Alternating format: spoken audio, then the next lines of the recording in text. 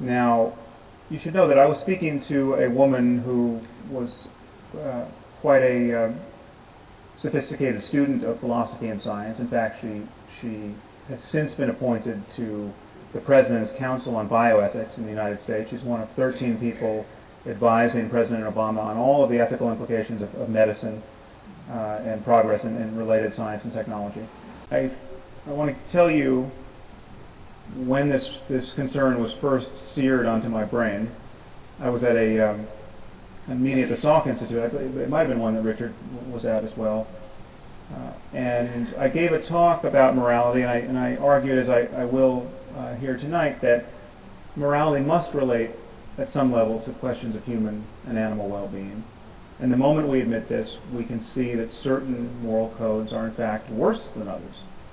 And I cited as an example the misogyny and sadism of the Taliban as an example of an orientation that was obviously less good than others. And at the end, another invited speaker approached me and said, how could you ever say, from the point of view of science, that forcing women to wear burqas is wrong?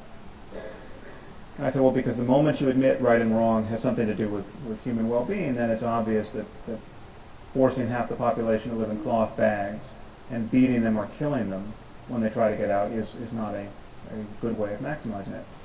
And she said, well, that's just your opinion. And I said, okay, well, let's make it easier. Let's say we found a culture that was removing the eyeballs of children, every third child, say. Would you then agree that we found a culture that was not perfectly maximizing human well-being? And she said, well, it would depend on why they were doing it.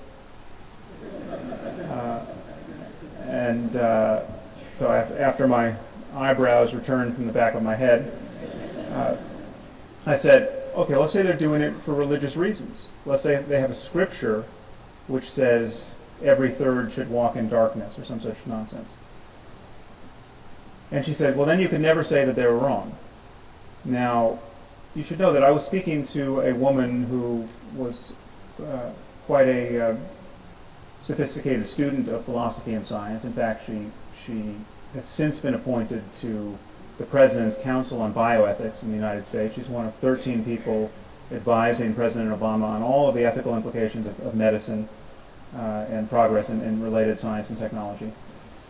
And she had just delivered a perfectly lucid lecture on the moral implications of advances in neuroscience, and she was especially concerned that we might be subjecting captured terrorists to fMRI-based lie detection technology. And she thought this would be a truly unconscionable violation of their cognitive liberty.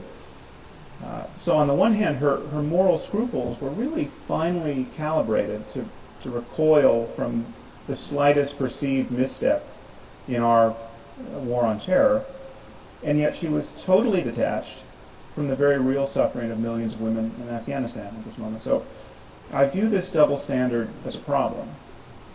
And strangely, this is the erosion of basic common sense and moral goodness that religious people tend to be worried about.